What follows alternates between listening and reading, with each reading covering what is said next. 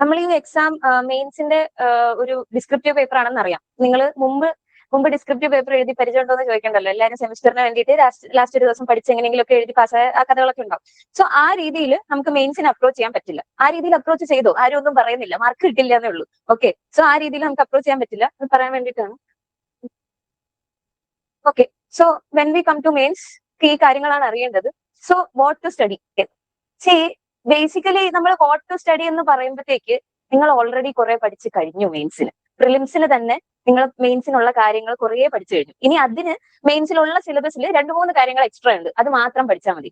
പിന്നേന്ന് കിടന്ന് ഇതിനു വേണ്ടി സെപ്പറേറ്റ് ആയിട്ട് നോട്ട്സ് ഉണ്ടാക്കി അതിരുന്ന് പഠിച്ച് അത് പിന്നെ റീപ്രൊഡ്യൂസ് ചെയ്യാൻ പറ്റാതിരുന്ന് അങ്ങനെ ചെയ്യുന്നതിൽ അർത്ഥമില്ല. Okay, so you have to look for something that you already know. കാരണം അത് മാത്രമായിരിക്കും നിങ്ങൾ ബെസ്റ്റ് ആയിട്ട് പേപ്പറിൽ കൊണ്ടുവരുന്നത്. അല്ലാതെ നിങ്ങൾ ഒരു ദിവസം കൊണ്ട് പഠിച്ച് നമുക്ക് ആ കാര്യം പേപ്പറിൽ കൊണ്ടുവരണമെന്നില്ല. ഒരു ദിവസം വരും, എല്ലാ ദിവസവും വരണമെന്നില്ല, ഈ 2 months കഴിഞ്ഞ് വരണമെന്നില്ല. Okay, so what you already no അതിനെ തന്നെയാണ് നമ്മൾ റിഫൈൻ ചെയ്യേണ്ടത്. Okay, then we'll deal about how to study and why to study. അറിയാമല്ലോ, ഇത് ഈ mains this is very important.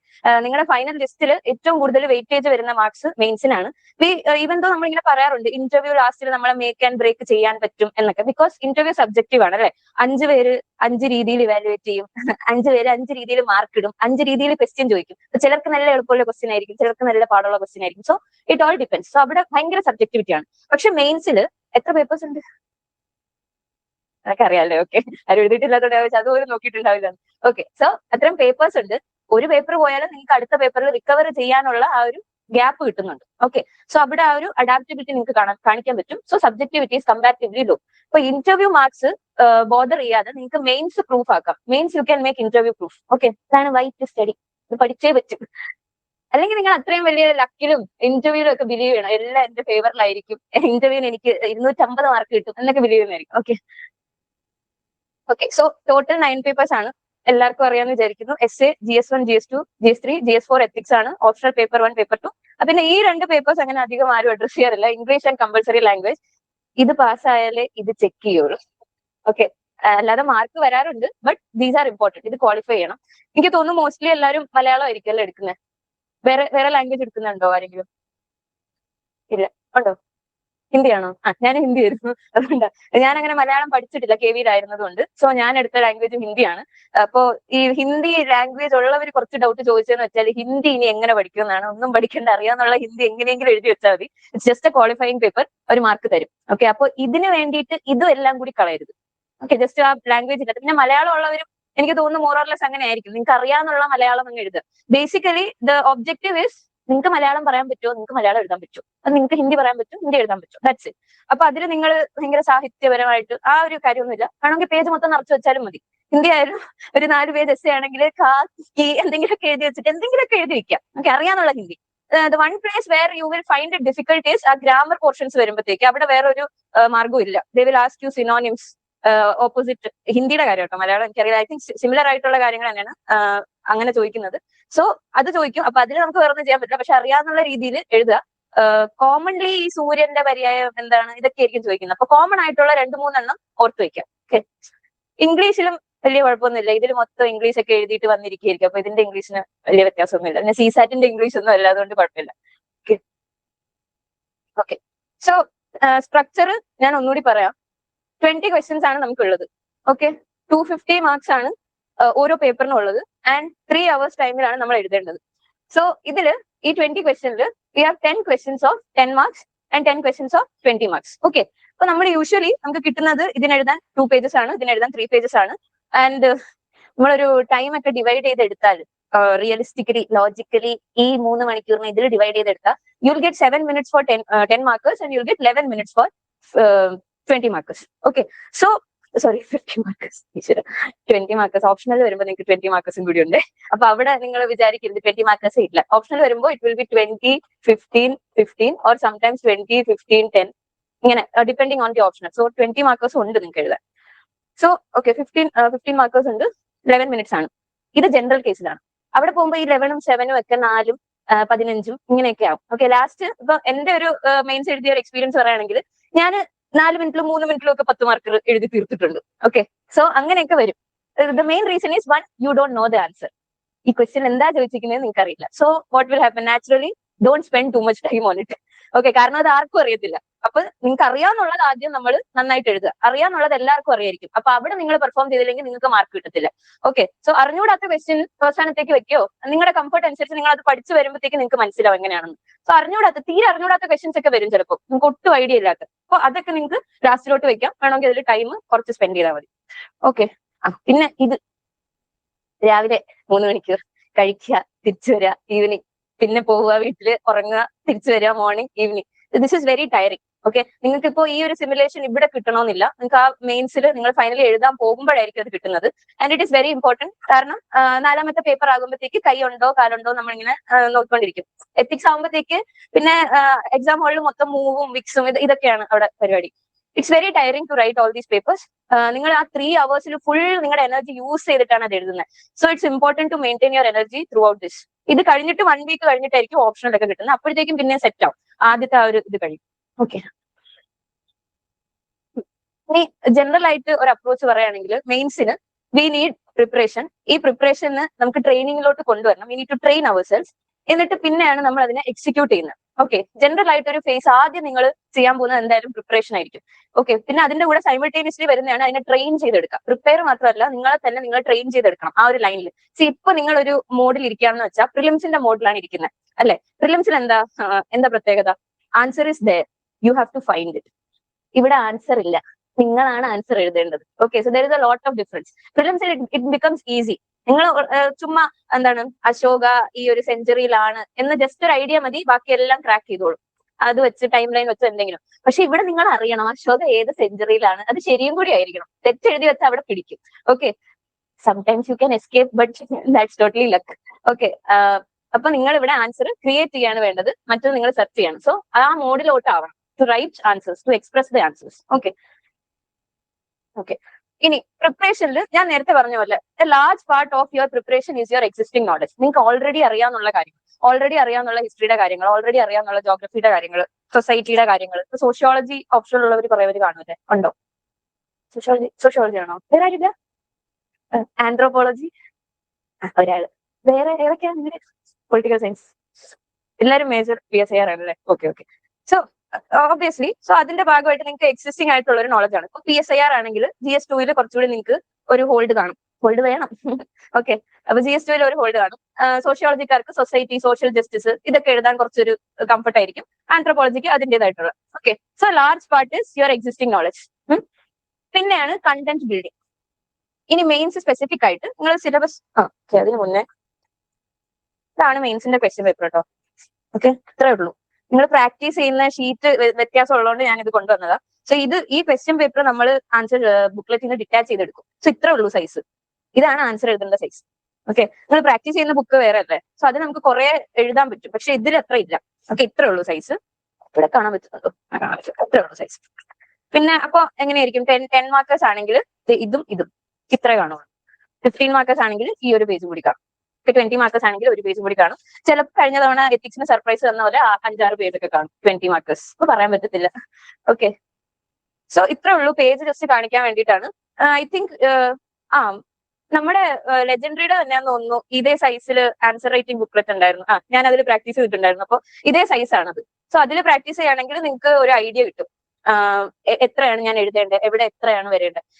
The thing is നമ്മൾ ഇതിൽ തന്നെ പ്രാക്ടീസ് ചെയ്യുമ്പോഴത്തേക്ക് നമുക്ക് ആ ഒരു റിഫ്ലെക്സ് ആക്ഷൻ വഴി വരും. ഈ പോയിന്റ് ഇവിടെ വരും, ഈ സബ് ഹെഡിങ് ഇവിടെ വരും, കൺക്ലൂഷൻ ഇത്രേ ഉള്ളൂ, ഇത് ഇവിടെ വരുമെന്ന്. ഓക്കെ, അതുകൊണ്ടാണ് ആ ഒരു പേജിൽ തന്നെ പ്രാക്ടീസ് ചെയ്ത് നോക്കണം. കിട്ടിയില്ലെങ്കിൽ കുഴപ്പമില്ല, A4 സൈസിൽ പ്രാക്ടീസ് ചെയ്താലും മതി. ഞാൻ ജസ്റ്റ് സൈസ് കാണിച്ചതേ ഉള്ളൂ, ഇത്ര എഴുതാൻ പറ്റും. Even the main thing is for essay. Okay, essay നമ്മൾ യൂഷ്വലി A4 അങ്ങ് എഴുതി കുറെ എഴുതി തള്ളി മറിച്ചൊക്കെ പോകും. പക്ഷെ എസ്സേ അവിടെ ഇത്ര എഴുതാൻ പറ്റുള്ളൂ ഒരു പേജിൽ. Okay, so be mindful of that. Okay, so content build ചെയ്യുക എന്നുള്ളത്. പിന്നെ കണ്ടന്റ് ബിൽഡ് ചെയ്താൽ മാത്രം പോരാ, അത് മനസ്സിൽ നിൽക്കണം, മെമ്മറൈസ് ചെയ്യണം. ജസ്റ്റ് നമ്മൾ വായിച്ചു പോയാൽ പറ്റത്തില്ല. ഞാൻ നേരത്തെ പറഞ്ഞ പോലെ അശോക, മൗര്യൻ സ്കൾപ്ചർ അല്ലെങ്കിൽ അങ്ങനത്തെ ആർക്കിടെക്ചർ എന്തെങ്കിലും നിങ്ങൾ ജസ്റ്റ് നിങ്ങളുടെ അടുത്ത് നോട്ട് ഉണ്ടായാൽ പോരാ, അത് നിങ്ങളുടെ അടുത്ത് ചോദിച്ചാൽ നിങ്ങൾക്ക് മെമ്മറിയിൽ വേണം. ഓക്കെ, സോ ബേസിക്കലി അത് റിക്കോൾ ചെയ്യാൻ പറ്റണം. ഓക്കെ, കണ്ടന്റ് ബിൽഡ് ചെയ്യുക. നോട്ട്സ്, എത്ര പേർക്ക് നോട്ട്സ് ഉണ്ട് ഇവിടെ മെയിൻസിൽ? ഓക്കെ, 2 പേർക്കുള്ളൂ. ബാക്കി ആർക്കും നോട്ട്സ് ഇല്ല? നോട്ട്സ് ഇല്ലാത്തവര് പേടിക്കണ്ട, എനിക്ക് നോട്ട്സ് ഇല്ലായിരുന്നു. ഓക്കെ, നോട്ട്സ് ഇല്ലാത്തവര് പേടിക്കണ്ട എന്ന് പറഞ്ഞത് ഞാൻ നേരത്തെ പറഞ്ഞു. More than content, it is important that you recall it. Okay, നിങ്ങൾ കുറച്ച് പഠിച്ചാലും നിങ്ങൾ അത് റീകോൾ ചെയ്ത് അവിടെ എഴുതണം. ഓക്കെ, അല്ലാതെ ജസ്റ്റ് കുറെ എന്റെ അടുത്ത് കുറെ നോട്ട്സ് നിങ്ങൾ പറഞ്ഞല്ലോ കേട്ടോ, കുറെ നോട്ട്സ് വെച്ചിട്ട് അടുക്കി വെച്ചിട്ട് കാര്യമില്ല, അത് നമ്മൾ റീകോൾ ചെയ്യാൻ പറ്റണം. But having your own notes is very good. അതെന്തുകൊണ്ടാ, നിങ്ങൾ തന്നെ പ്രിപ്പയർ ചെയ്തതായിരിക്കും, നിങ്ങൾ തന്നെ പലതവണ അതിൽ കൂടെ പോയതായിരിക്കും. So it will contribute to your existing knowledge. അപ്പൊ ഈ സാധനം നിങ്ങൾക്ക് ബാക്കിയുള്ളവരെക്കാട്ടിയും കൂടുതലായിരിക്കും. അത് മാത്രമല്ല, നിങ്ങൾ പേഴ്സണൽ ആയിട്ട് ചില എക്സാമ്പിൾസോ ചില കീവേഡ്സോ എന്തെങ്കിലുമൊക്കെ അതിൽ കൂട്ടി എഴുതിയിട്ടുണ്ടാവും. സോ ബാക്കിയുള്ളവരൊക്കെ ജനറൽ ആയിട്ടുള്ള ഒരു കണ്ടന്റ് എഴുതുമ്പോൾ നിങ്ങൾക്ക് എന്തെങ്കിലും ഒരു സ്പെഷ്യൽ ഫാക്ടർ ആണ്. സോ അങ്ങനെയാണ് നോട്ട്സ് ഹെൽപ്പ് ചെയ്യുന്നത്. ഇനി training, why this is important എന്ന് വെച്ചാൽ, നിങ്ങൾക്ക് അധികം കണ്ടന്റ് ഇല്ലെങ്കിലും നിങ്ങൾക്ക് ഒരു റൈറ്റിംഗ് സ്കില്ല് ഡെവലപ്പ് ചെയ്യാൻ പറ്റിയാൽ ഈ എക്സാം ക്രാക്ക് ചെയ്യാൻ പറ്റും, മെയിൻസ് ക്രാക്ക് ചെയ്യാൻ പറ്റും. ഓക്കെ, നിങ്ങൾക്ക് അധികം കണ്ടന്റ് ഇല്ല, പക്ഷെ നിങ്ങൾ എന്നും വന്ന് ആൻസർ എഴുതുന്നുണ്ട്, പൊട്ടുന്നു, തിരിച്ചു വീട്ടിൽ പോകുന്നു, ഓക്കെ, ആ ഒരു മോഡിലാണ്. അങ്ങനെയാണെങ്കിൽ ഞാൻ നേരത്തെ പറഞ്ഞ ആ ഒരു റിഫ്ലക്സ് ആക്ഷൻ അത് നാച്ചുറലി അത് ഡെവലപ്പ് ആവും. ഒരു ക്വസ്റ്റ്യൻ കാണുമ്പോഴത്തേക്ക് നിങ്ങൾ മുമ്പ് എഴുതിയ കാര്യങ്ങൾ നിങ്ങൾക്ക് ഓർമ്മ വരും. So when you write it, usually നമ്മൾ പറയുന്നത് നമ്മൾ വായിക്കുന്നതിനെക്കാട്ടിയും എഴുതുമ്പോഴാണ് കുറച്ചുകൂടി ബ്രെയിനിൽ ഇരിക്കുന്നതെന്ന്. സോ ഒരു ഡെയിലി ആൻസർ റൈറ്റ് ചെയ്ത് പോയ ആളും ഡെയിലി ജസ്റ്റ് പഠിച്ചു പോയ ആളും തമ്മിൽ നോക്കുകയാണെങ്കിൽ ഡെയിലി ആൻസർ എഴുതിയ ഒരാൾക്കാണ് കൂടുതൽ പ്രോബബിലിറ്റി ഉള്ളത് ക്ലിയർ ചെയ്യാനായിട്ട്. കാരണം this exam is ultimately about writing it on the paper. So ആരാണോ അത് എഴുതിയത് അവർക്ക് കുറച്ചുകൂടി അഡ്വാൻറ്റേജ് കിട്ടും. സോ റൈറ്റിംഗ് സ്കില്ല് നമ്മൾ ഡെവലപ്പ് ചെയ്തെടുക്കണം. ഇനി ഈ റൈറ്റിംഗ് സ്കില്ല് പോലെ തന്നെ ഇമ്പോർട്ടന്റ് ആണ് പ്രസന്റേഷൻ. വൈ എന്ന് ചോദിച്ചാൽ, എത്ര പേരാ മെയിൻസ് എഴുതുന്നത്? അല്ല, ടോട്ടൽ 10,000 ആൾക്കാർ എഴുതും. ഇതെല്ലാം ഒരാൾ ചെക്ക് ചെയ്യണം അല്ലെ? ഓൾമോസ്റ്റ് നിങ്ങളിപ്പോ ഒരേ ക്ലാസ്സിൽ പഠിക്കുകയാണെങ്കിൽ നിങ്ങൾ എല്ലാവരും ഒരേ കാര്യമായിരിക്കും പഠിച്ചത്, ഒരേ ആൻസർ ആയിരിക്കും എഴുതിയത്. Okay, so what makes you different from others? അത് നിങ്ങളുടെ പ്രസന്റേഷൻ ആയിരിക്കും, how you present it. Okay, ഇപ്പൊ നമ്മൾ എർത്ത് പറ്റി എഴുതുകയാണ്, ഒരാളുടെ പ്രസന്റേഷൻ രീതി വേറെ ആയിരിക്കും, മറ്റൊരാളുടെ പ്രസന്റേഷൻ രീതി വേറെ ആയിരിക്കും. സോ അത് വെച്ചിട്ടായിരിക്കും ഇപ്പൊ ഒരാൾ ഒരു പേപ്പർ നോക്കുമ്പോഴത്തേക്ക് അത് എങ്ങനെയാണ് ഇംപ്രസീവ് ആവുന്നത് അല്ലെ? ചിലപ്പോൾ ഉറക്കം തൂങ്ങിയൊക്കെ ഇരിക്കുകയായിരിക്കും, അപ്പോഴായിരിക്കും പേപ്പറിൽ നല്ലൊരു ഡയഗ്രാം അല്ലെങ്കിൽ നന്നായിട്ട് എഴുതിയിട്ടുണ്ട് എന്ന് തോന്നുന്നു. പ്രസന്റേഷൻ വ്യത്യാസമുണ്ട്. ഇത്രയും നേരം ഞാൻ ചെക്ക് ചെയ്ത പേപ്പറൊക്കെ എന്തായിരുന്നു, ഇത് കൊള്ളാം. നിങ്ങൾ ബേസിക്കലി ഈ മെയിൻസിൽ ക്വാളിഫൈ ആകുമ്പോൾ ആ റോൾ നമ്പേഴ്സ് ഒന്ന് ശ്രദ്ധിച്ചാൽ മതി. കണ്ടിന്യൂസ് ആയിട്ടുള്ള റോൾ നമ്പേഴ്സ് ആയിരിക്കത്തില്ല, കുറെ കഴിഞ്ഞിട്ട് അടുത്ത റോൾ നമ്പർ, കുറെ കഴിഞ്ഞിട്ട് അടുത്ത റോൾ നമ്പർ, അങ്ങനെയൊക്കെ ആയിരിക്കും. സോ വാട്ട് ഡസ് ദാറ്റ് മീൻ? അത്രയും ആൾക്കാരിൽ അവരെന്തോ ഡിഫറെന്റ് ആയിട്ട് ചെയ്തു അല്ലെ? ദർ വാസ് സംതിങ് ഡിഫറെന്റ്, ഒരു പ്രസന്റേഷൻ ഡിഫറൻസ് ഉണ്ടായിരുന്നു. പിന്നെ ഞാൻ നേരത്തെ പറഞ്ഞ പോലെ റീകോളിംഗ് എബിലിറ്റി, ഈ പഠിച്ചു വെച്ചിട്ട് പോയിട്ട് അവിടെ പോയിട്ട് കിട്ടിയില്ലെങ്കിൽ രണ്ട് കാര്യങ്ങളാണ്. ഒന്ന്, മാർക്ക് കിട്ടത്തില്ല. രണ്ട്, ആ ഡിസപ്പോയിന്റ്മെന്റ് അടുത്ത ക്വസ്റ്റ്യനിലും ഉണ്ടാവും. ഇത് ഇത്രയും ഞാൻ പഠിച്ചിട്ട് അപ്പുറത്തെ ക്വസ്റ്റ്യന് നമ്മൾ ആൻസർ എഴുതുമ്പോഴത്തേക്ക് അത് ഞാൻ എഴുതിയില്ല, മറ്റത് ഞാൻ എഴുതിയില്ല, അത് ഞാൻ എഴുതിയില്ല എന്ന് വിചാരിച്ചോണ്ടിരിക്കും. സോ റീകോൾ ചെയ്യാൻ പറ്റണം.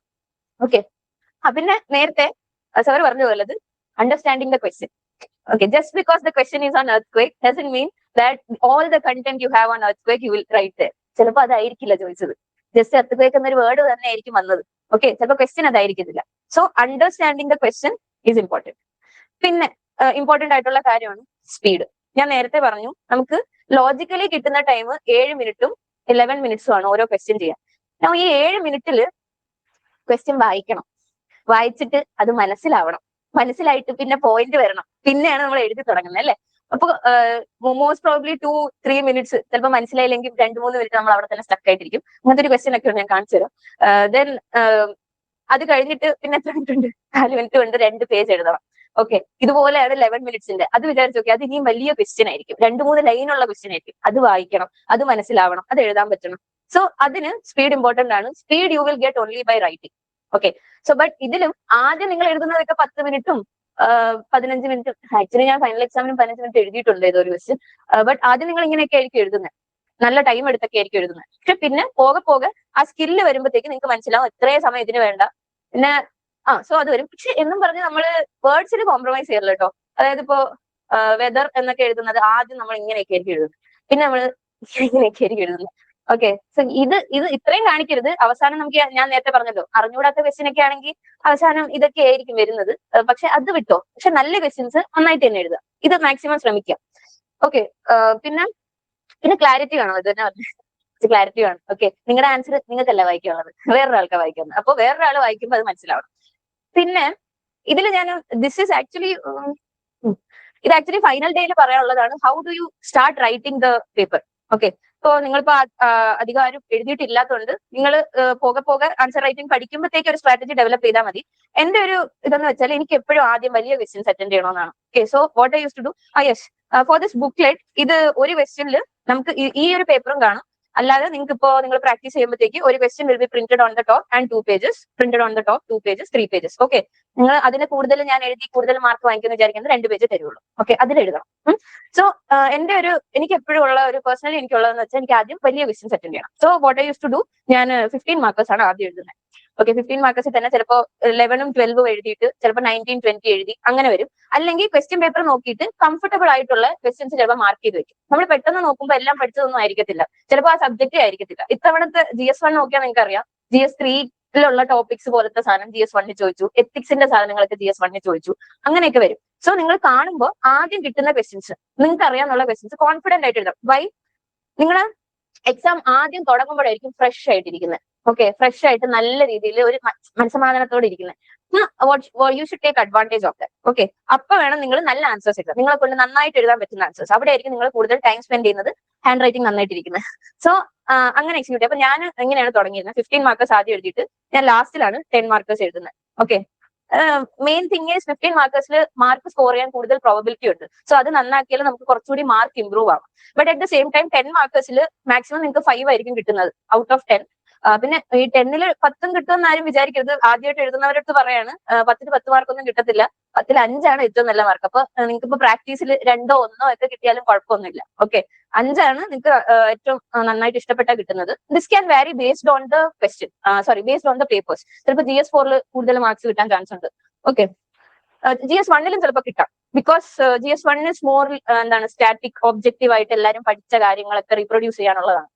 ഓക്കെ, സോ ഞാൻ അങ്ങനെയാണ് ചെയ്തുകൊണ്ടിരുന്നത്. You can find any kind of strategy that works for you. അത് നിങ്ങൾ എഴുതി വരുമ്പോഴേ ശരിയാവും. ഓക്കെ, പിന്നെ ഈ പഠിച്ചതെല്ലാം അപ്ലൈ ചെയ്യുക എന്നുള്ളതാണ് അടുത്ത ടാസ്ക്. ഇനി വാട്ട് ടു സ്റ്റഡി ഓർ പ്രിപ്പറേഷനിലാണ് നമ്മൾ കണ്ടന്റ് ബിൽഡ് ചെയ്യാന്നുള്ളത്. ഓക്കെ, കണ്ടന്റ് നമ്മൾ നേരത്തെ ഇപ്പൊ ഡിസ്കസ് ചെയ്തു. എങ്ങനെയാ, ഒന്ന് നമ്മൾ സിലബസിൽ നിന്നും, ഒന്ന് PYQയിൽ നിന്നും. ഓക്കെ, ഇതെന്താന്ന് വെച്ചാൽ ഇങ്ങനെ പഠിച്ചാല് ഒരു ഡയറക്ഷൻ ഉണ്ടാവുള്ളൂ, കിട്ടും. അല്ലെങ്കിൽ നമ്മൾ പ്രിലിംസിന് പഠിച്ചതുപോലെ ആ ബുക്ക്, ഈ ബുക്ക്, ആ കറണ്ട് അഫയേഴ്സ്, ഈ കറണ്ട് അഫയേഴ്സ് എല്ലാം കൂടി നമ്മൾ ഇന്ന് പഠിക്കും. സോ അതിനെക്കാട്ടിയും നമ്മൾ സിലബസിൽ എടുത്ത് വെച്ചേ. ഓക്കെ, അപ്പൊ നമുക്ക് സിലബസിൽ നിന്ന് കിട്ടും ഏതാണ് പഠിക്കേണ്ടത്. പ്രിലിംസിന് മോസ്റ്റ് പ്രോബബ്ലി നമുക്ക് സിലബസ് ഇല്ല, അതുകൊണ്ടാണല്ലോ ക്വസ്റ്റ്യൻ പേപ്പർ ഇങ്ങനെയൊക്കെ വരുന്നത്. അപ്പൊ പക്ഷെ മെയിൻസിന് അങ്ങനെയല്ല. മെയിൻസിൽ more or less you can predict. ഇവിടെ വരുന്ന ഒരു ടഫ് സാധനം എന്ന് പറഞ്ഞാൽ 1ഓ 2ഓ ക്വസ്റ്റ്യൻ ചിലപ്പോൾ മാറി എന്ന് കിടക്കും. അല്ലാതെ നിങ്ങളിപ്പോ എഴുതിയിട്ട് വന്നതുപോലെ അതുപോലെ മാറിയെന്ന് കിടക്കത്തില്ല. ഓക്കെ, 1ഓ 2ഓ ക്വസ്റ്റ്യൻ ചിലപ്പോൾ അങ്ങോട്ടും ഇങ്ങോട്ടും ആയിരുന്നിരിക്കും. പക്ഷെ ഇത് ഡിഫൈൻഡ് ആയതുകൊണ്ട് ഓരോ പോയിന്റേഴ്സിൽ നിന്നും ആയിരിക്കും അവർ മിക്കവാറും ക്വസ്റ്റ്യൻ ചോദിക്കുന്നത്, മിക്കവാറും. ഓക്കെ, ഇനി കണ്ടന്റിന്റെ കാര്യത്തിൽ എത്ര കണ്ടന്റാ പഠിക്കേണ്ടത്. സോ ഇതാണ് syllabus plus PYQ will give you direction. Okay, content ഇതിന്റെ ബേസിസിലായിരിക്കും നിങ്ങളുടെ കണ്ടന്റ് പോകുന്നത്. നോട്ട്സും സ്റ്റഡി മെറ്റീരിയലും ഒക്കെ ഇതിന്റെ ബേസിസിൽ വേണം എടുക്കാനായിട്ട്. പിന്നെ ഇതിൽ ഡിഫറെന്റ് ആയിട്ട് ചെയ്യാൻ പറ്റുന്നത് വാല്യൂ ആഡ് ചെയ്യുക, എക്സാമ്പിൾ കൊണ്ടുവരിക. അത് ചിലപ്പോൾ എല്ലാവർക്കും ഡിഫറെന്റ് ആയിരിക്കും. ഓക്കെ, ഓക്കെ, ഇനി ഇത് ഞാൻ നേരത്തെ പറഞ്ഞു. നോട്ട്സ് ഉള്ളവര് okay, well and good. Notes ഇല്ലാത്തവർ സ്റ്റഡി മെറ്റീരിയൽ, കുറെ സ്റ്റഡി മെറ്റീരിയൽസ് അവൈലബിൾ ആണ്. ചിലപ്പോൾ നിങ്ങൾക്ക് ഇൻസ്റ്റിറ്റ്യൂട്ടിൽ നിന്ന് തന്നെ സ്റ്റഡി മെറ്റീരിയൽ തന്നു വരാം. അത് വെച്ച് പഠിച്ചാലും മതി.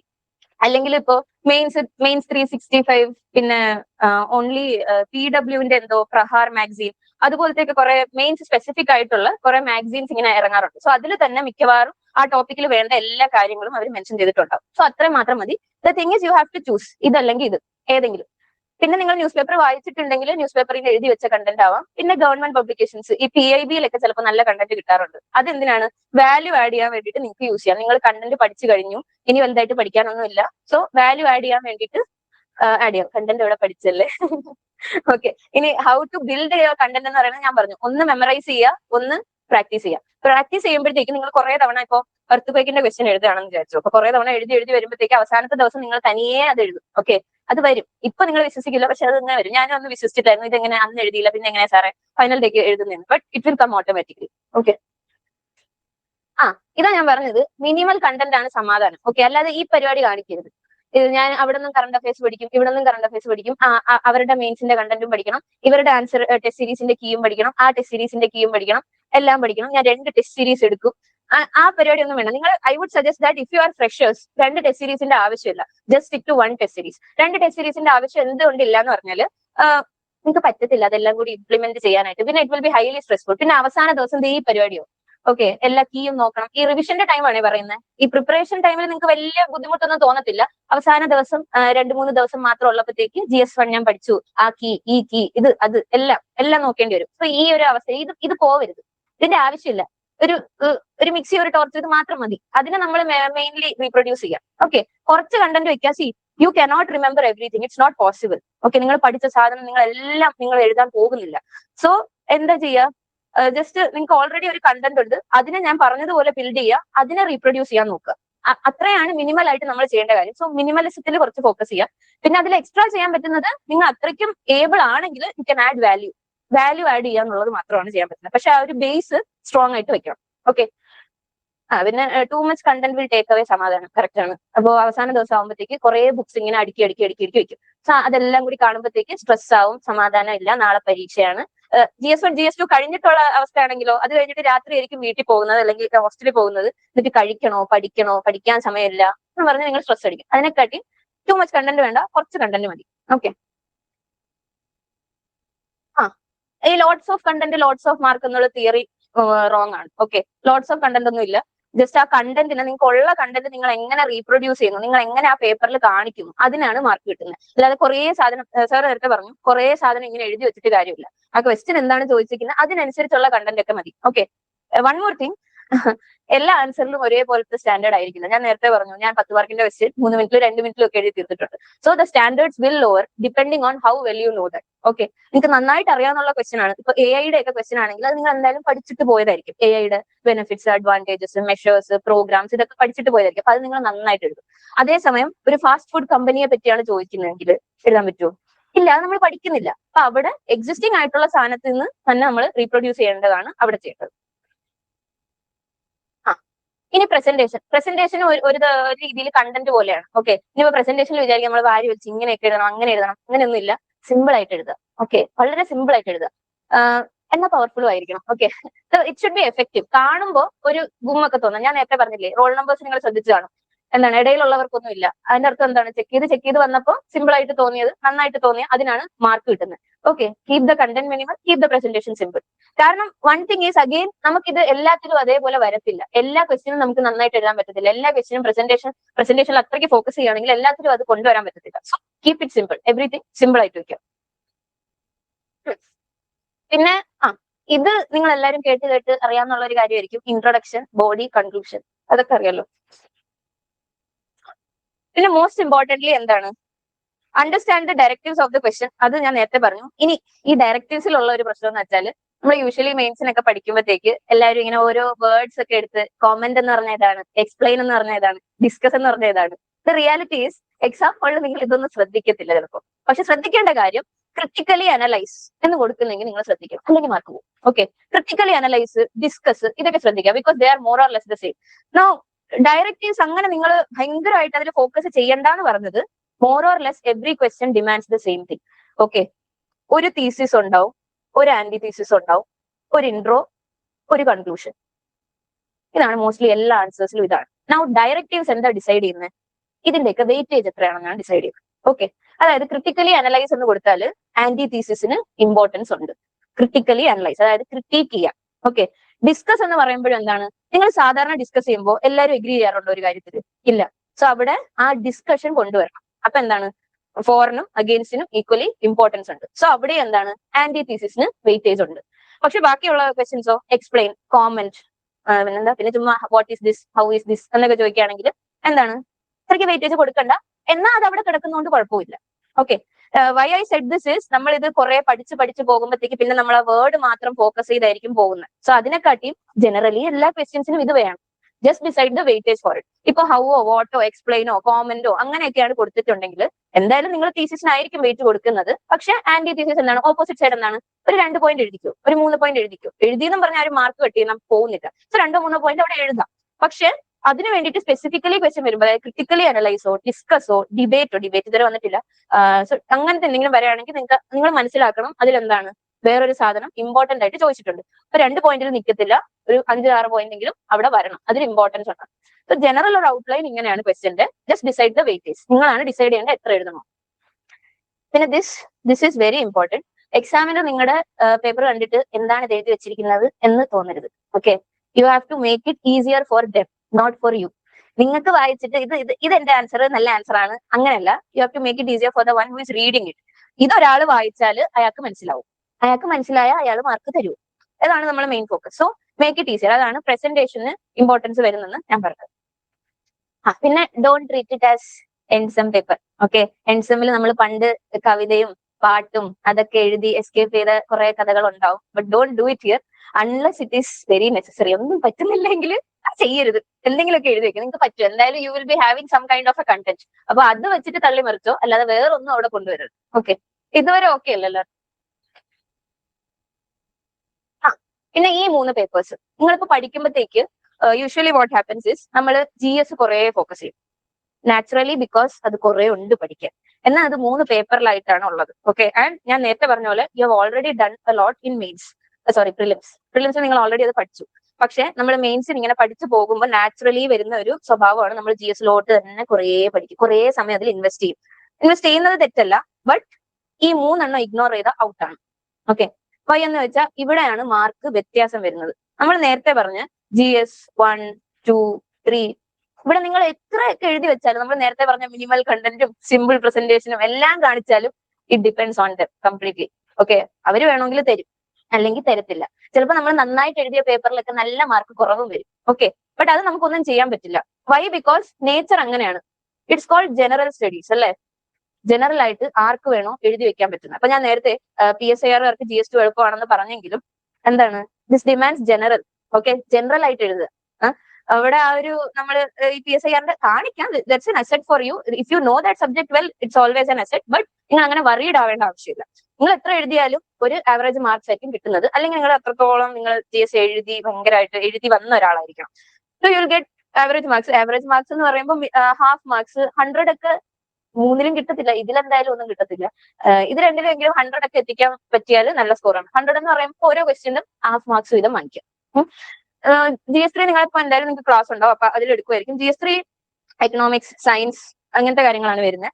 സോ ഇതിൽ നിങ്ങൾ എത്ര എഴുതിയാലും അമ്മമാർ അവസാനം 70 ഒക്കെ ആയിരിക്കും തരുന്നത്. Okay, so be mindful of that. പക്ഷെ എഴുതുക, നമ്മളെ കൊണ്ട് പറ്റുന്നതൊക്കെ നമ്മൾ ചെയ്യണമല്ലോ. If there is nothing in your paper, what will we give marks to? So എഴുതുക. പക്ഷെ ദ ടൈം ഇൻവെസ്റ്റഡ്, ഇതിൽ ഇൻവെസ്റ്റ് ചെയ്യുന്ന ടൈം ഇതിനെ കോംപ്രമൈസ് ചെയ്യാൻ പാടില്ല. കാരണം ഇവിടെയാണ് ഫ്രീ വിൽ ഉള്ളത്. ഇവിടെയാണ് എക്സാമിനറിന് കുറച്ചുകൂടി ഫ്ലെക്സിബിലിറ്റി ഉള്ളത് മാർക്ക് ഇടാനായിട്ട്. ഇവിടെയാണ് ഇപ്പൊ ഇതിൽ ഞാൻ പറഞ്ഞ ആവറേജ് നിങ്ങൾക്ക് 100 മാർക്ക് ഒക്കെ ആയിരിക്കും ഓരോ പേപ്പറിൽ കിട്ടുന്നത്. ഇതിൽ ആ 100ലൊന്നും അല്ല, ഇതിൽ ചിലപ്പോൾ 160 ഒക്കെ പോകും. അത് അവരുടെ കിട്ടുമെന്നല്ല ശരി, പക്ഷെ 160 വരെ പോകാം. അത്രയും കിട്ടിയിട്ടുണ്ട് ഒരാൾക്ക്. 160 വരെ പോകാം. ഇതാണെങ്കിൽ ചിലപ്പോൾ 150 വരെ പോകാം. ഓക്കെ, ഇത് ഡിപ്പെൻഡ്സ്, ബട്ട് മോസ്റ്റ്ലി 150 രണ്ട് പേപ്പറിലുമായിട്ടും കിട്ടാം. That's A very good score ആണ്. ഇത് വെരി ഗുഡ് സ്കോർ.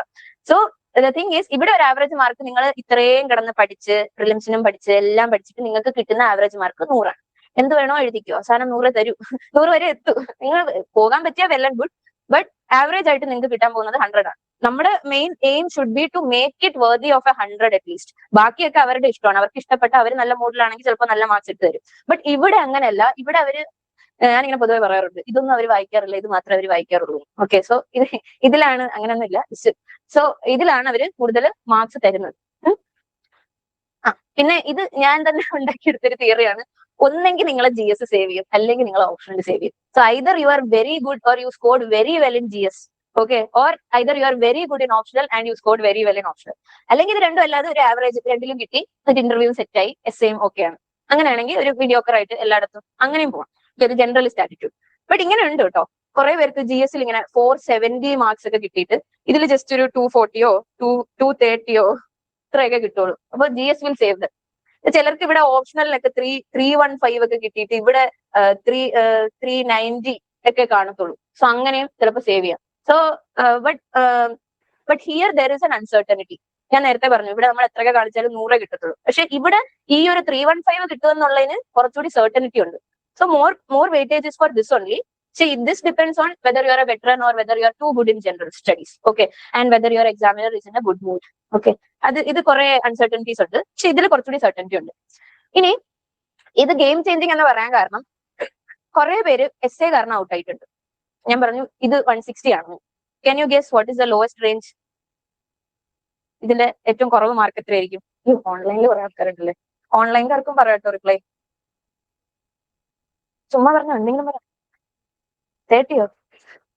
ഇത്രയും GS ഒക്കെ പഠിച്ചവരായിട്ട് 30 ഇടുന്നത് മോശമാണ്. പക്ഷെ ഞാൻ കണ്ടതിൽ വെച്ച് എനിക്ക് തോന്നുന്നു 60 ആണെന്ന് തോന്നുന്നു ഏറ്റവും കുറവ് മാർക്സ് കിട്ടിയിട്ടുള്ളത്. കാരണം 2 essay ആണ് എഴുതുന്നത്. ഈ 2 essay എന്ന് പറഞ്ഞാൽ എത്ര പേജാ? 12 പേജുകളിലുള്ള ഇത്രയും നിറച്ച് വെക്കുക. അപ്പൊ അതില് 60 ഇടുന്നത് മോശമാണ്, അവരങ്ങനെ ചെയ്യാൻ പാടില്ല. പക്ഷെ 60 കിട്ടി. ഞാൻ കണ്ടതിൽ വെച്ച് ഏറ്റവും ലോസ്റ്റ് കിട്ടിയത് 60 മാർക്സ് ആണ്. സോ സി, വേരിയേഷൻ ഉണ്ട്, നല്ല വേരിയേഷൻ ഉണ്ട്. ഇവിടെ ഈ 60 കിട്ടിയാല് ഈ 100ന് ഒരു വാല്യൂ ഇല്ല. ഓക്കെ, സോ ഇവിടെ ഒരു മിഡ് റേഞ്ച് പഠിക്കാൻ നോക്കണം. അതായത് 100 is a good score, okay score. 100 is a good score. 100ന് താഴെ പോയാല് ഇതെല്ലാം കൂടി പണിയെടുക്കേണ്ടി വരും. ഇവരെല്ലാവരും സേവ് ചെയ്താലേ അത് രക്ഷപ്പെടും. ബട്ട് ഇഫ് 120 ഒക്കെ ഹിറ്റ് ചെയ്യാൻ പറഞ്ഞാൽ you are good, you are there. Okay, essay. പിന്നെ എത്തിക്സിലും 100 ഈസ് എ ഗുഡ് സ്കോർ. 100 കിട്ടാനും പാടാണ് എത്തിക്സിലും. നേരത്തെ ഇതിൽ 100 എന്ന് പറഞ്ഞെങ്കിലും എത്തിക്സിലും കുറച്ചൊരു 100 എത്തിക്കാൻ പാടാണ്.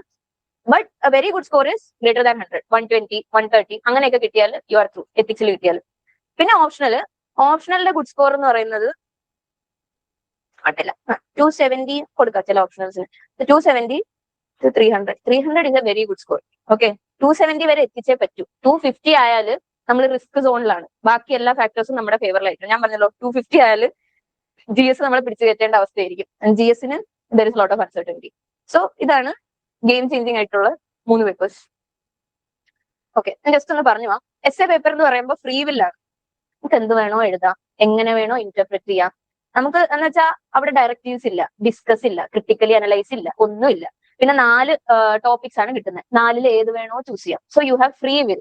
നിങ്ങൾക്ക് തോന്നുന്നത് പോലെ essay എഴുതാം. ജനറലി അങ്ങനെയാണ്. ബട്ട് നിങ്ങളൊരു പ്രോഗ്രാമിൽ അല്ലെങ്കിൽ ടെസ്റ്റ് സീരീസിന്റെ ഭാഗമാകുമ്പോഴത്തേക്ക് you will have some kind of a structure for it. അതെങ്ങനെയാണ് ഡെവലപ്പ് ചെയ്തെടുക്കേണ്ടത് അതൊക്കെ പറഞ്ഞുതരും. ബട്ട് മോസ്റ്റ്ലി ഫ്രീ വിൽ ആണ്. You are the master. You will decide what the essay is. You will decide how it is. എങ്ങനെ എഴുതണം അതൊക്കെ നിങ്ങളുടെ കയ്യിലാണ്. You have a lot of power in essay. Okay, പിന്നെ ക്രിയേറ്റിവിറ്റി ഒക്കെ ഉള്ള ആൾക്കാരാണെങ്കിൽ it's a very good paper for you to show creativity. Okay, നിങ്ങൾക്ക് മാക്സിമം നിങ്ങളുടെ കഴിവ് മൊത്തം അവിടെ തെളിയിക്കണം. അത് വായിച്ചിട്ട് തന്നെ അയാൾക്ക് മനസ്സിലാവണോ ഭയങ്കര ഒരു സംഭവമാണ്, ആള് അടിപൊളിയാണെന്ന്. ഓക്കെ, പിന്നെ ഞാനിത് ജനറലി ഞാൻ ഉണ്ടാക്കിയെടുത്തൊരു തിയറിയാണ്. essayക്ക് ഒരു അപ്രോച്ച് എന്ന് പറയുന്ന അത് ഭയങ്കര ഒരു നമ്മളൊരു കേജിലാക്കുന്ന പോലെയാണ്. ഈ അപ്രോച്ചിൽ എഴുതണം, ഈ അപ്രോച്ചിൽ എഴുതണം. It helps you definitely. നമുക്ക് ഈ essay പൊതുവെ എഴുതി ശീലമില്ലാത്തവര് അല്ലെങ്കിൽ essay എഴുതാൻ ഇഷ്ടമില്ലാത്തവരൊക്കെ ആണെങ്കിൽ അപ്രോച്ച് വെച്ച് നിങ്ങൾക്ക് എഴുതി യു ഗെറ്റ് ആവറേജ് ആയിട്ടുള്ള ഒരു മാർക്സ് കിട്ടും. But if you can create your own approaches. ഞാൻ നേരത്തെ പറഞ്ഞു, ഓരോ പേപ്പർ ചെക്ക് ചെയ്യുന്നത് essayയിൽ ഭയങ്കര വേരിയേഷൻ ആണ്. ഒരു essay കേട്ടിട്ട് അയാൾ മൂടൊക്കെ തളർന്നിരിക്കുമ്പോൾ ആണ് അടുത്ത essay കേട്ടുമ്പോൾ വാ, ഞാൻ ഇങ്ങനെയൊക്കെ ഉണ്ടായിരുന്നു, ഞാനിത് വിചാരിച്ചേ ഇല്ല, അങ്ങനെ പോകുന്നത്. സോ essayയിൽ ഭയങ്കര ഫ്രീ വില്ലാണ്. നിങ്ങൾക്ക് നിങ്ങളുടേതായിട്ടുള്ള അപ്രോച്ച് ക്രിയേറ്റ് ചെയ്യാം. പിന്നെ റിവാർഡിംഗ് ആണ് അത്. 160 വരെ എത്താം. നമ്മൾ ഈ essayയിൽ നിങ്ങൾ ജനറലി ഫോളോ ചെയ്യും. പറഞ്ഞോ, ഇവിടെ ആരും എഴുതിയില്ലല്ലോ, കുറച്ചു പേരല്ലേ essay എഴുതിയിട്ടുള്ളത്. എങ്ങനെയാ നിങ്ങൾ essay എഴുതാൻ പോകുന്നത്? ചുമ്മാ എഴുതുകയാണല്ലേ? എങ്ങനെയൊന്നുമില്ല, ഇതുവരെ തീരുമാനിച്ചില്ല.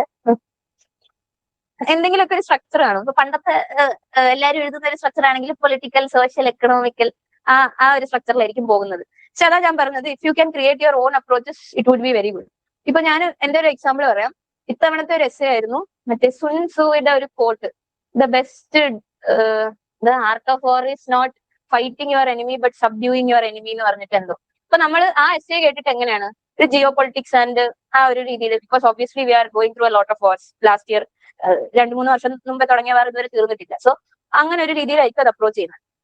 സോ ഞാനത് ചെയ്തതെന്ന് വെച്ചാൽ സബ്ഡ്യൂയിങ് യുവർ എനിമി എന്നാണല്ലോ, without attacking your enemy. So ഞാനതില് ഞാൻ സുവോളജി സ്റ്റുഡന്റ് ആണ്. So I use the approach of monarch butterfly. ഈ ബട്ടർഫ്ലൈ എന്ന് വെച്ചാൽ മിമിക്രി ചെയ്തിട്ടാണ് എനിമിയെ ഡൈവേർട്ട് ചെയ്യുന്നത്. സോ ഞാൻ അത് വെച്ചാണ് തുടങ്ങിയത്. സോ അത് വെച്ച് തുടങ്ങുന്നതിന്റെ അഡ്വാൻറ്റേജ് എന്താ? വേറെ എല്ലാവരും ഇസ്രായേലും ഹമാസും ഒക്കെ തുടങ്ങുമ്പോഴത്തേക്ക് ഈ കൊച്ചത് എന്തോ വാർ എന്നൊക്കെ പറഞ്ഞിട്ട് ബട്ടർഫ്ലൈനെ പറ്റിയൊക്കെ എഴുതി വെച്ചിരിക്കുന്നു. What is this? So you capture the attention and it is very important to capture the attention. It's very important to capture the attention. Okay, ആദ്യത്തെ ആ ഒരു അറ്റൻഷൻ ആ ഒരു പാരഗ്രാഫിൽ അത് കിട്ടിയില്ലെങ്കിൽ നിങ്ങളുടെ essay ചിലപ്പോൾ വായിക്കണമെന്നില്ല നേരെ. ഓക്കെ, ബട്ട് ആദ്യത്തെ പാരഗ്രാഫിൽ നിങ്ങൾക്ക് ആ ഒരു ഇത് ക്യാപ്ചർ ചെയ്യാൻ പറ്റിയെങ്കിൽ നിങ്ങൾ പിന്നെ വായിച്ചോളൂ, എന്തെങ്കിലുമൊക്കെ എഴുതിയിട്ടുണ്ടാവും എന്ന് തോന്നും. ഓക്കെ, അപ്പൊ ആദ്യത്തെ page should be very good. So അതിന് കുറെ ആലോചിച്ചെടുത്തിട്ട് വേണം ആദ്യത്തെ പേജിലോട്ട് എത്താൻ. അത് നിങ്ങൾ ഇനി essay വരുമ്പോഴത്തേക്ക് പഠിക്കും. So your own approaches. നിങ്ങൾക്ക് നിങ്ങളുടെ രീതിയിൽ essay റൈറ്റ് ചെയ്യാം. essayക്ക് അങ്ങനെ ഒരു ഡിഫൈൻഡ് ആയിട്ടുള്ള സാധനം ഇല്ല. പക്ഷെ ജനറലി നമ്മൾ പറയുന്ന കുറച്ച് കാര്യങ്ങൾ അത് ചെയ്യണം, അത് നിങ്ങൾക്ക് കിട്ടും. ഓക്കെ, എസ് പഠിക്കുമ്പോൾ കിട്ടും. എത്തിക്സ്, എത്തിക്സിലും ഫ്രീ വിൽ ഒക്കെ ഉണ്ട് കേട്ടോ. ഫ്രീ വിൽ ഉണ്ട്, നിങ്ങൾക്ക് എങ്ങനെ വേണോ ഇന്റർപ്രറ്റ് ചെയ്യാം, നിങ്ങൾക്ക് എങ്ങനെ വേണോ എഴുതാം, നിങ്ങളുടെ ആൻസർ ആണ്. പക്ഷെ അതിനും കുറച്ചൊരു ജനറൽ ആയിട്ടുള്ള ഒരു ഗൈഡ് ലൈൻസും ജനറൽ ആയിട്ടുള്ള ഒരു ക്യാരക്ടറും നിങ്ങൾ ഫോളോ ചെയ്യണം. ഇതിടാൻ കാരണം ഈ ക്വസ്റ്റ്യൻ, ഇത് നമ്മൾ അവിടെ ഇത്രയും കിടന്ന് കേസ് സ്റ്റഡീസും എല്ലാം എഴുതി കഴിഞ്ഞിട്ട്, ഞാൻ പറഞ്ഞല്ലോ ഞാൻ ആദ്യം വലിയ ക്വസ്റ്റ്യൻസ് എഴുതുന്നത്, ഞാൻ ഈ വലിയ ക്വസ്റ്റ്യൻസ് ഒക്കെ എഴുതി അതിന്റെ ആ ഒരു ഫ്ലോയിൽ വന്ന് ഈ ക്വസ്റ്റ്യൻ വായിച്ചു. നിങ്ങൾക്ക് വായിക്കാൻ പറ്റുന്നുണ്ടോ ഈ ക്വസ്റ്റ്യൻ? ഞാൻ വായിക്കാം. Those who in trouble untroubled are will trouble trouble itself. Okay, ഇത് ഈ എത്തിക്സിന്റെ എല്ലാ കേസ് സ്റ്റഡി ഒക്കെ, കേസ് സ്റ്റഡി അടിപൊളി, മൻറേഗ, അത് എന്താ ഇവിടെ നടക്കുന്നത്, ഈ മെഷേഴ്സ് ഇതൊക്കെ എഴുതി തകർത്ത്, case studies were comparatively easier this time. So അതൊക്കെ എഴുതി തകർത്ത് വന്നപ്പോഴാണ് 10 മാർക്കിന്റെ ക്വസ്റ്റ്യൻ ഇതുപോലത്തെ ഒരു സാധനം കിടക്കുന്നത്. ഞാൻ നേരത്തെ പറഞ്ഞല്ലോ 2 മിനിറ്റ് 3 മിനിറ്റ് നമ്മൾ വായിക്കുന്നു, നമ്മൾ എഴുതി വരുമ്പോഴത്തേക്ക് പിന്നെ 30 സെക്കൻഡ് ഒക്കെ ആയിരിക്കും വായിക്കുന്നത്, 30 സെക്കൻഡിൽ പോയിന്റ് ഒക്കെ കിട്ടും.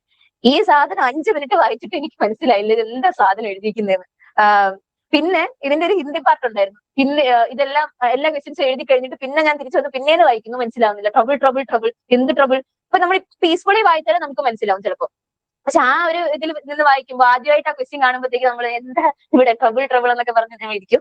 സോ ഇതിന് ഹിന്ദി വായിച്ചു നോക്കിയപ്പോഴാണ് ഇതിന്റെ യഥാർത്ഥ മീനിങ് ഒക്കെ മനസ്സിലായത്. ബുദ്ധിമുട്ടുകളിൽ ആക്കുന്നവരാണ് ബുദ്ധിമുട്ടില്ലാതെ നിൽക്കുന്നത്. മനസ്സിലായില്ലേ? അങ്ങനെ അതാണ് ഇതിന്റെ ഒരു ഇത്. ഈ മീം ഞാൻ ഷെയർ ചെയ്യാൻ കാരണം, നമ്മൾ എത്തിക്സിന്റെ പേപ്പർ കഴിഞ്ഞിട്ട് തലയിറങ്ങി ഇരുന്നപ്പോഴത്തേക്ക് എല്ലാവരും ഈ ആളുടെ ഗിഫ് ഇങ്ങനെ ക്ലിപ്പ് ഷെയർ ചെയ്യുന്നു. അതിൽ ഇയാൾ ഇങ്ങനെ don't trouble the trouble is trouble trouble trouble whatever this is, okay ഇങ്ങനെ പറഞ്ഞുകൊണ്ടിരുന്നു. സോ ഈ ക്വസ്റ്റ്യൻ ഇറ്റ്സ് വെരി മെമ്മറബിൾ, അതുകൊണ്ട് ആഡ് ചെയ്തത്. Interpreting the question and understanding the question is very important. നമ്മൾ ഈ കമന്റും ക്രിട്ടിക്കലി അനലൈസും ഒക്കെ കഴിഞ്ഞിട്ടായിരിക്കും 4ാമത്തെ എത്തിക്സ് പേപ്പറിനൊക്കെ പോകുന്നത്. അപ്പോഴായിരിക്കും ഇതുപോലത്തെ സാധനങ്ങളൊക്കെ വരുന്നത്. ഇതിനൊക്കെ എങ്ങനെ ആൻസർ എഴുതുക? So understand the question. ഇതും ഈ ക്വസ്റ്റ്യൻ മനസ്സിലായില്ലെങ്കിൽ ഇതിന് നിങ്ങൾക്ക് ആൻസർ എഴുതാൻ പറ്റില്ല. ആൻസർ നിങ്ങൾക്ക് എന്ത് വേണം എഴുതി വെക്കാം, അതിനുള്ള കഴിവ് അപ്പോഴത്തേക്ക് വരും. എന്ത് കണ്ടാലും ആൻസർ എഴുതുന്ന ഒരു കഴിവ് വരും. പക്ഷെ എത്തിക്സിന് ഞാൻ പറഞ്ഞു ഫ്രീ വില്ലാണ്. നിങ്ങൾക്ക് മാത്രമല്ല ഫ്രീ വില്ല്, എക്സാമിനൊന്നും ഫ്രീ വില്ല. അയാൾക്ക് വേണമെങ്കിലും കുറയ്ക്കാം, അയാൾക്ക് വേണമെങ്കിൽ കൂട്ടാം. ഓക്കെ, രണ്ടാൾക്കും ഫ്രീ വില്ലാണ്. ഈവൻ എസ്സേയിലും നിങ്ങൾക്കും ഫ്രീ വില്ലാണ്, എക്സാമിനറിനും ഫ്രീ വില്ലാണ്. ഞാനും തോന്നുന്നവരെ എഴുതും, ഞാനും തോന്നുന്നവരെ മാർക്ക് തരും. ഓക്കെ, സോ ഇതിനും നിങ്ങൾ ഈ ക്വസ്റ്റ്യനെ അഡ്രസ് ചെയ്തില്ലെങ്കിൽ മാർക്ക് കിട്ടത്തില്ല. ഇതുപോലെയൊക്കെ എഴുതി വെച്ചാൽ പിന്നെ അയാൾക്ക് മനസ്സിലാവില്ല, നമുക്ക് മനസ്സിലാവില്ല. ഇത് ആരുടെ കോട്ടാന്നറിയോ? ആരുടെ കോട്ട? ചുമ്മാ പറഞ്ഞു നോക്ക്. തിരുക്കുറൽ. നമ്മൾ തിരിച്ചു പോയിട്ട് കുറെ തെറി വിളിച്ചു. വേറെ ഒരു പണി ഇല്ലായിരുന്നു ഇതൊക്കെ എഴുതി വെക്കാനും. ഓക്കെ, സോ എത്തിക്സ് ഇതാണ്. പിന്നെ നമുക്ക് എത്തിക്സ് സെഷൻ ആവുമ്പോഴത്തേക്ക് കുറച്ചുകൂടി ബ്യൂട്ടിഫുൾ ക്വസ്റ്റ്യൻസ് നോക്കാം. പിന്നെ ഓപ്ഷൻ ഇപ്പോ കോമൺ ഓപ്ഷൻസ് അല്ലാത്ത ഓപ്ഷനിൽ എന്റെ അടുത്തല്ല, വേറെ ആരെങ്കിലും ഉണ്ടോ കോമൺ ആയിട്ടുള്ള ഓപ്ഷൻസ് അല്ലാത്ത?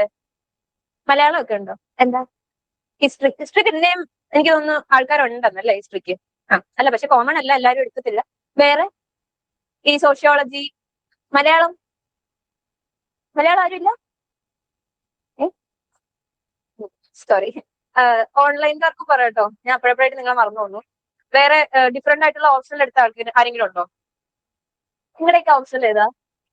അല്ലെ നിങ്ങൾ ബാക്കില് ഓപ്ഷൻ പബ്ലിക് അഡ്മിനിസ്ട്രേഷൻ ഉണ്ടല്ലേ. വേറെ നിങ്ങളുടെയൊക്കെ ഓപ്ഷൻ തീരുമാനിച്ചില്ല. നിന്റെ ഓപ്ഷൻ ഏതാ? സോഷ്യോളജി. വേറെ പബ്ലിക് അഡ്മിനിസ്ട്രേഷൻ ആണോ? Sociology anthropology, public add, zoology, history. Okay. ഇനി ഓപ്ഷനിൽ ജസ്റ്റ് ജനറൽ ആയിട്ടുള്ള ഒരു കാര്യം പറയാം. You should be an expert in that. നിങ്ങൾ എസ്പെഷ്യലി ഫോർ PSIR പീപ്പിൾ, നിങ്ങൾ GS2 കാണിച്ച സാധനം ഇവിടെ ഒന്ന് കാണിക്കരുത്. ഓക്കെ, അത് പൊളിറ്റിക്കൽ സയൻസ് പഠിപ്പിക്കുന്ന ഒരാളായിരിക്കും ചെക്ക് ചെയ്യുന്നത്. GS2 അങ്ങനെ ആയിരിക്കത്തില്ല. ജനറൽ ആയിട്ട് ചിലപ്പോൾ പൊളിറ്റിക്കൽ സയൻസ് ആളായിരിക്കും ചെക്ക് ചെയ്യുന്നത്. പക്ഷെ വേറെ സബ്ജക്ട്സും കൂടി ഉള്ളതുകൊണ്ട് വേറെ ആൾക്കാർക്കും പോകാവുന്നതാണ്. പിന്നെ GS2 ജനറൽ ആൻസേഴ്സ് ആണ്, എല്ലാവരും എഴുതുന്ന ആൻസേഴ്സ് ആണ് വേണ്ടത്. ആ എല്ലാവരും എഴുതുന്ന ആൻസേഴ്സ് നിങ്ങൾ വന്ന് നിങ്ങളുടെ PSIR എഴുതരുത്. Okay, you should write like A political science student. Okay, subject expert ആയിട്ട് വേണം എഴുതാൻ. ഏത് ഓപ്ഷണൽ ആയാലും, നിങ്ങൾ സോഷ്യോളജി പഠിക്കുന്നതായാലും ആന്ത്രോപോളജി ആയാലും, ഇത് ജനറലി എല്ലാവർക്കും ബാധകമാണ്. നിങ്ങൾ why am saying this is, നമ്മൾ ജനറൽ സ്റ്റഡീസ് കുറെ പഠിച്ച് അവസാനം ജനറൽ ആയിട്ടായിരിക്കും ആൻസേഴ്സ് എഴുതുന്നത്.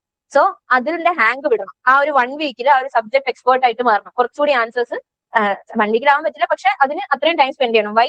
ഫ്രീ വില്ലാണ്. നിങ്ങൾ നന്നായിട്ട് എഴുതിയാൽ എക്സാമിനർ മാർക്ക് തരും. നിങ്ങൾ നന്നായിട്ട് എഴുതിയില്ലെങ്കിൽ ജനറൽ സ്റ്റഡീസിന്റെ മാർക്ക് കിട്ടും.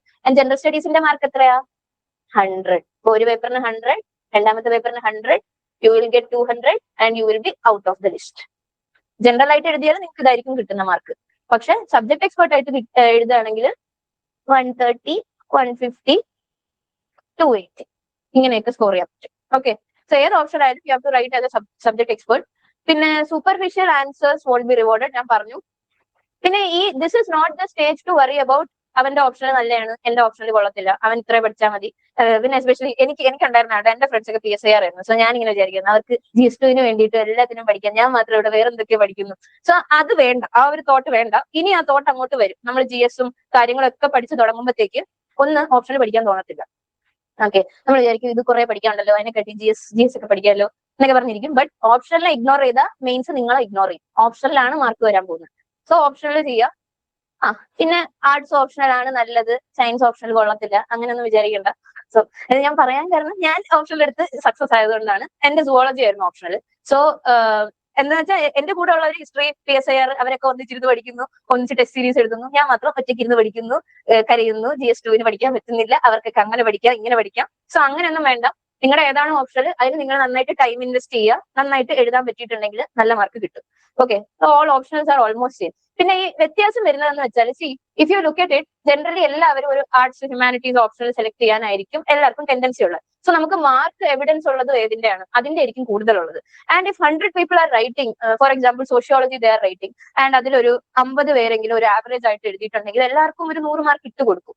അറ്റ് ദ സെയിം ടൈമിൽ സയൻസ് അല്ലെങ്കിൽ ചിലർ ഈസി എടുക്കും ഓപ്ഷണൽ ആയിട്ട്, ചിലർ മെക്കാനിക്കൽ, ചിലർ മെഡിക്കൽ സയൻസ് എടുക്കും, സുവോളജി, ഫിസിക്സ്, കെമിസ്ട്രി ഇങ്ങനത്തെ ഒക്കെ ഓപ്ഷൻസ് എടുക്കും. അതിൽ ആകെപ്പാടെ എഴുതുന്നത് 10ഓ 5ഓ പേരായിരിക്കും. ഇതിൽ എത്ര പേരാണെങ്കിൽ ആവറേജ് ആയിട്ട് എഴുതാൻ പോകുന്നത് 2ഓ 1ഓ ആൾക്കാരായിരിക്കും. ഒരാളായിരിക്കും ചിലപ്പോൾ ഏറ്റവും നന്നായിട്ട് എഴുതുന്നത്. അപ്പൊ ആ ഒരാൾക്ക് നല്ല mark. Okay, even in my case ഞാൻ ഒബ്സർവ് ചെയ്തൊരു ജസ്റ്റ് സുവോളജി എന്ന രീതിയിൽ പറഞ്ഞാണ്. നമ്മൾ ഇവിടുന്ന് 2 കുട്ടികൾ എഴുതിയിട്ടുണ്ടായിരുന്നുള്ളൂ. നമുക്ക് 2 പേർക്കും 280 മാർക്സ് ഉണ്ട്.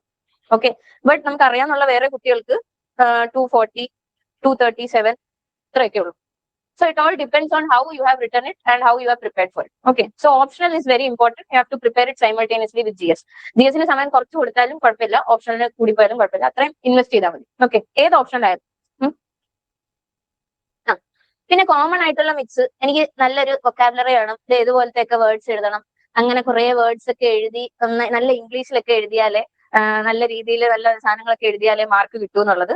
ഓക്കെ, മലയാളം ഓപ്ഷൻ ഉണ്ടല്ലോ. ഓക്കെ, എന്നാലേ നല്ല ആൻസർ ആവും, അങ്ങനെയില്ല. ഞാൻ നേരത്തെ പറഞ്ഞ കാര്യം തന്നെയാണ്. സിമ്പിൾ ആയിരിക്കുക, പവർഫുൾ ആയിരിക്കുക. ഓക്കെ, സിമ്പിൾ ആയിട്ട് എഴുതണം, സിമ്പിൾ വേർഡ്സ് മതി, സിമ്പിൾ ആയിട്ട് എക്സ്പ്ലെയിൻ ചെയ്യണം. It's general studies. അപ്പൊ ജനറൽ ആയിട്ട് ഒരാൾക്ക് നിങ്ങൾക്ക് പറഞ്ഞു കൊടുക്കാൻ പറ്റുന്ന രീതിയിലാണ് എഴുതേണ്ടത്. ഓപ്ഷണലിന് you can have a more sophisticated ആയിട്ട് ഓപ്ഷണൽ എന്ന രീതിയിൽ ആ സബ്ജക്ട് പഠിക്കുന്ന രീതിയിൽ എഴുതാൻ പറ്റുന്നത്. പക്ഷെ ജനറൽ സ്റ്റഡീസ് ആകുമ്പോഴത്തേക്ക് സിമ്പിൾ ആയിട്ട് എഴുതാം. പിന്നെ hand writing. Hand writing important ആണ്. ഓക്കെ, ഇവിടെ ആർക്കൊക്കെ ഇൻസെക്യൂരിറ്റി ഉള്ള ഹാൻഡ് റൈറ്റിംഗിനെ പറ്റി? എല്ലാവർക്കും ഉണ്ട്. 2 പേർക്കേ ഉള്ളൂ, ബാക്കി എല്ലാവരും നന്നായിട്ടാണ് എഴുതുന്നത്. എന്റെ ഹാൻഡ് റൈറ്റിംഗ് ഞാൻ കണ്ടാണല്ലോ. ഓക്കെ, ഹാൻഡ് റൈറ്റിംഗ് ഇമ്പോർട്ടന്റ് എന്ന് പറയുമ്പോൾ കാലിഗ്രാഫി ഒന്നും വേണം, എന്നാ ഇതും പറ്റത്തില്ല. ഓക്കെ, എന്നാ ഇതുപോലത്തെ എഴുതു കുറെ, ഇതും പറ്റത്തില്ല. Okay, if you can right ഇങ്ങനെ എഴുതാൻ പറ്റുമെങ്കിൽ കുറച്ച് വലുതാക്കി എഴുതാം. ഇങ്ങനെയുള്ളവര് ഇപ്പോഴേ മാറ്റിക്കോ. 2 ഡിസഡ്വാൻറ്റേജസ് ആണ്. പേപ്പർ നിറയ്ക്കാൻ കുറെ പാടുപെടും. വലിയ ഹാൻഡ് റൈറ്റിംഗ് ഉള്ളവർക്ക് പേപ്പറെങ്കിലും പെട്ടെന്ന് നിറഞ്ഞു, 2 മിനിറ്റിലെങ്കിലും പേപ്പർ നിറഞ്ഞു. ഇത് പേപ്പർ നിറയ്ക്കാനും പാടുപെടും. പേപ്പർ ആരാ ചെക്ക് ചെയ്യുന്നത്? ഏതെങ്കിലും അപ്പൂപ്പന്മാരായിരിക്കും ചെക്ക് ചെയ്യുന്നത്. ഇത് കാണാൻ പറ്റത്തില്ല, മാർക്ക് നിങ്ങളുടെ ആവാൻ പോകുന്നത്. Okay, so hand writing is important. ഇനിയിപ്പോ ഹാൻഡ് റൈറ്റിംഗ് നല്ല രീതിയിലല്ല, ഭയങ്കര ഇൻസെക്യൂരിറ്റി ആണെങ്കിൽ പ്രസന്റേഷൻ ഇംപ്രൂവ് ചെയ്താൽ മതി. അതായത് ഇവിടെ ഒരു ഇൻട്രോ എഴുതുക, കുറച്ച് കഴിഞ്ഞിട്ട് ഒരു ബോഡി കൊടുക്കുക, 1 point 2 point 1 point 2 point. Okay, so at least how it is on paper ആ ഒരു സാധനമെങ്കിലും കൊണ്ടുവന്നാൽ മതി. ഹാൻഡ് റൈറ്റിംഗ് നിങ്ങൾക്ക് ഭയങ്കരമായിട്ട് ഇനിയിപ്പോ ഇംപ്രൂവ് ചെയ്യാനൊന്നും പറ്റത്തില്ല. ഇനിയുള്ളവർ ഹാൻഡ് റൈറ്റിംഗിൽ കുറച്ചുകൂടി ഒന്ന് ഫോക്കസ് ചെയ്യുക. Handwriting matters a lot. Okay, എന്നും പറഞ്ഞ് നല്ല ഹാൻഡ് റൈറ്റിംഗ് ഉള്ളവർക്ക് നല്ല മാർക്ക് ഒന്നും കിട്ടത്തില്ല. ഓക്കെ, ഇത് ജസ്റ്റ് ഒരു നീറ്റ് ആയിരിക്കണം ഹാൻഡ് റൈറ്റിംഗ്, ഒരു നീറ്റ്നെസ് വേണം, വാരി വലിച്ചെഴുതി അങ്ങനത്തെ ഒരു ഇത് പാടില്ല. പിന്നെ ടോപ്പേഴ്സ്, ഇപ്പൊ നിങ്ങൾ പരീക്ഷ എഴുതുമ്പോഴത്തേക്ക് പലർക്കും പല മാർക്സ് ആയിരിക്കും. ചിലർക്ക് ഫുൾ മാർക്ക് കിട്ടും, നിങ്ങൾക്ക് 50 മാർക്ക് ആയിരിക്കും കിട്ടുന്നത്. ചിലർക്ക് നല്ല 120 ഒക്കെ കിട്ടും, നിങ്ങൾക്ക് അത്ര പോലും കിട്ടത്തില്ല. സോ അങ്ങനൊന്നും ഇല്ല. മെയിൻസ് വരുമ്പോഴത്തേക്ക് എല്ലാം മാറും. Mains depends on how you write in those 2 days. അത്രയും കാലം നിങ്ങൾ കാണിച്ചതൊക്കെ എഫക്ട് ഉണ്ട്, കണ്ടന്റ് ആൻഡ് ഓൾ, അതിലൊക്കെ ആ ഒരു ഡിഫറൻസ് വരും. പക്ഷെ മെയിൻലി നിങ്ങൾക്ക് അങ്ങനെ ഡിറ്റർമൈൻ ചെയ്യാൻ പറ്റത്തില്ല. ഈവൻ ആണ് ഏറ്റവും കൂടുതൽ മാർക്ക് കിട്ടിയവൻ തന്നെ കിട്ടും, അങ്ങനെ വരത്തില്ല. ഓക്കെ, ആ ദിവസം നിങ്ങൾ എങ്ങനെയാണോ പെർഫോം ചെയ്യുന്നത്, ആ ദിവസം നിങ്ങൾ എങ്ങനെ കോൺഫിഡൻസ് ഇരിക്കുന്നത് അതുപോലെ ഇരിക്കും. ഓക്കെ, സോ ടോപ്പേഴ്സ് ഓൺലി അതല്ല. നൗ പെൻ തീരുമാനിച്ചോ? പെന്നൊക്കെ ഒരു വലിയ കാര്യമാണോ? ഏതെങ്കിലും പേന വെച്ച് എഴുതിയാ പോരെ എന്നൊക്കെ ഉള്ളവരുണ്ടോ? പേനയൊക്കെ വേണോ ഇതിന്? ഏതെങ്കിലും പേനയൊക്കെ പോരെ? പേന വേണം, ഏതെങ്കിലും പേനയൊക്കെ പോരെ? ഇങ്ങനെ പെന്നൊക്കെ ഇതിന് എഴുതിക്കുന്നത്. അതെ, അപ്പോൾ യൂഷ്വലി പറയാറുള്ളതായിരുന്നു. ഞാൻ വിചാരിച്ചിരുന്നത് പേനയ്ക്കൊന്നും ഒരു ഇമ്പോർട്ടൻസും ഇല്ല, പേന വെച്ചൊക്കെ എങ്ങനെയാണ് നമ്മൾ എഴുതുന്ന സ്പീഡിലല്ലേ ഇരിക്കുന്നത്. അപ്പോഴാണ് മനസ്സിലായത് പേന determines your speed. Your pen will determine your speed, your pen will determine how it looks on paper.